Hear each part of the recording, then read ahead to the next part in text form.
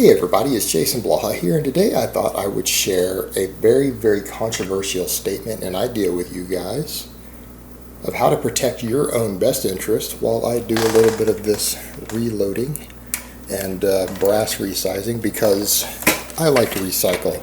I'm kind of an environmentalist here. I don't like to waste expensive metals. I think they should be reused. But it's a very controversial statement. But I would argue to people, life isn't fair.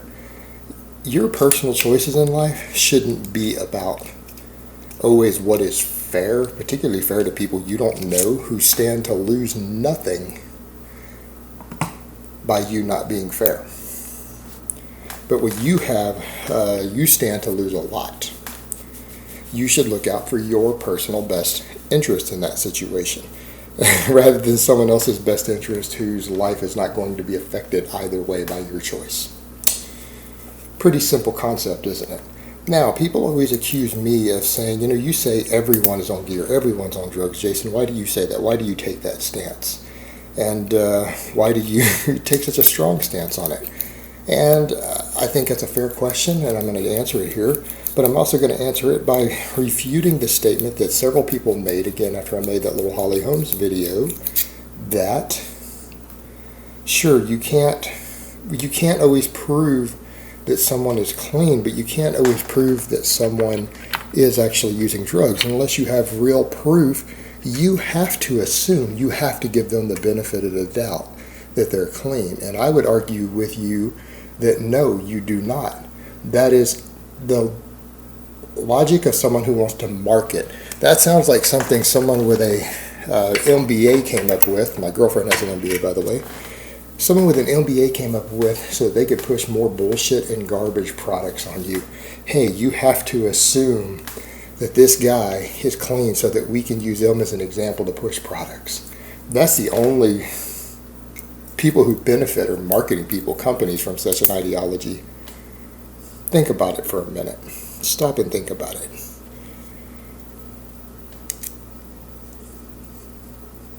Who gains from you as the consumer, the public, assuming someone is natural? Someone who's attempting to sell a product based upon their drug-free status. That's it. That's the only person who benefits. You, or even the entire world, if 6 billion people in the world look at an athlete or a model or a bodybuilder and assume that they're on drugs, does that change anything? Does that get them kicked out of anything? Does that get a medal removed? Do they lose something from 6 billion people in the world assuming it? No, it doesn't affect them. It affects people's ability to make money off of a potential lie, though. And, look at it from a perspective of sports. Do you really think as competitive as modern sports are, and as tremendous of an advantage as drugs offer to speed, power, explosiveness, endurance, guys, this is proven. There are multiple anabolics and other drugs that improve endurance and cardiovascular capacity, recovery, injury healing, work capacity, everything. They affect all these things tremendously. Given that already the people with the best genetics are already the ones who are going to be winning in these sports to begin with, and they're all genetically elite, that it's possible for someone to just have so much better genetics than the other top 1% in a sport that everyone else can use drugs and that person is still going to excel ahead of them. And people talk about drive, work ethic, hard work. Well, these drugs improve work ethic and drive. They improve aggression. They increase aggression and desire to push harder. So when someone can just inject liquid motivation in a bottle and synthetically enhance it beyond the normal human levels, what does your work ethic mean? It means nothing when even work ethic can be synthetically enhanced. When recovery from hard work so that you can feel less pain from it, recover faster, and do it again sooner, can be injected along with the drive, what does work ethic mean? Work ethic means nothing in the world of chemical enhancement. And we know drug testing doesn't work very well. I've covered that countless times. You've been told by tons of experts it doesn't work. It can't stop people. It only catches less than 1%. leaving the other 99% free to keep using. So the idea that your athletes, that there's going to be more than a rare 1 in a million or 1 in a billion genetic fluke who can be competitive without the drugs, is naive. How about all these bodybuilders and fitness models? Same thing, the drug testing doesn't work. All these models are in a competitive environment where they're competing with other people for the same contracts. Do you really think heavy anabolic use among them isn't widespread? Even natural bodybuilding, do you think the drug use isn't widespread when they reward in competition a look that requires enhancement, a certain type of look and fluid distribution that generally requires drugs to achieve? They reward that instead of punishing it. And the testing doesn't work. Some of them really don't even get tested. It's just a polygraph. You really think most of them aren't using? So, statistically, you already know most of them are using something. You don't have to peg down the rare exception to know that. So, when it comes time to sell products, and that's always what this is about, because to sell a product based upon an athlete's performance or name, or a bodybuilder or a model's look, you need to convince people that that product in some way benefited them, that it wasn't genetics and drugs that got them there. And if you guys don't want proof that genetics and drugs get you a long way and that it always isn't even knowledge, look how many top athletes used a product this last year that was proven to reduce performance. Proven in studies to reduce performance. Those altitude masks, they reduce endurance. I'm going to repeat that. All the researchers, before they even had to do any studies, looked at them and said, those are going to reduce your performance. They're not going to help it. They're actually harmful. You would be better. You would perform better and train better and do better in competition if you didn't wear it.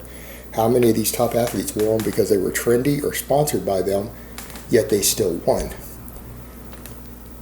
Genetics and drugs can actually even overcome stupid training. There's absolute proof of that. If you don't believe that's true, then how else do you explain that these guys still won after doing something deliberately that is known by every expert in the field and PhD and researcher to reduce their performance, and yet they still perform well enough to win? Genetics and drugs can overcome incompetent moronic training methods. I mean, look at any bodybuilder in the world, again, if you want proof of that. Look at the way most of them train. It's moronic from an exercise science perspective, yet they still win. So, it's not always so when people try to sell these products and knowledge around these guys, because then how many of those masks were sold when this champion or that champion wore it, even though it's a known and proven method to reduce the type of performance they're trying to improve with it. All based upon he did this to win instead of just has great genetics and used a lot of drugs. It's a way to con people.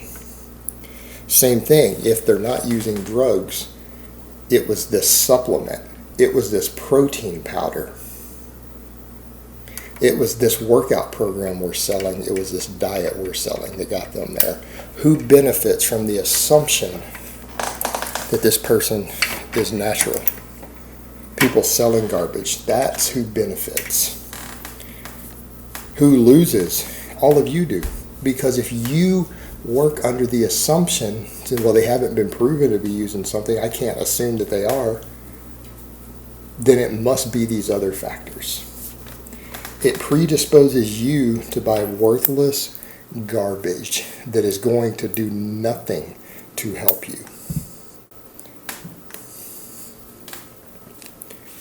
The assumption itself is harmful to you as a consumer. It predisposes you to buy garbage that you don't need, that isn't going to help you. So, why in the world would any of us give them the benefit of the doubt? What do we stand to gain? Think about yourself for a minute. Stop thinking about the benefit of companies. Think about yourself. Let's be selfish. What do you stand to gain personally from assuming any of these people, a single athlete, a single model, a single bodybuilder, anywhere in the world?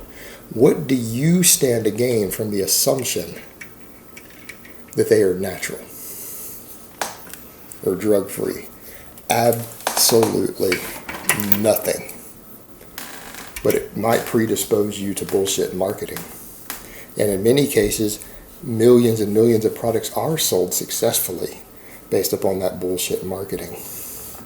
So therefore, that being said, it is in your best interest to always assume the moment any product becomes associated with someone, any product, whether it's a special shoe or a training mask or a training method or a diet method or a supplement, a protein powder, an energy booster, a recovery aid. The moment a single product gets associated with this person as being how they did it instead of their genetics and their drug use, it is immediately in your best interest to become skeptical. It is immediately in your best interest to realize they're probably on drugs. Statistically, they're probably on drugs. I shouldn't buy a product based on this assumption. It is just going to be a ripoff.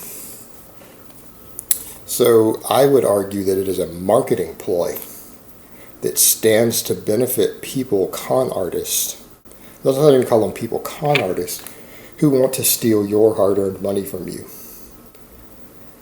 So why in the world will we give them the benefit of the doubt?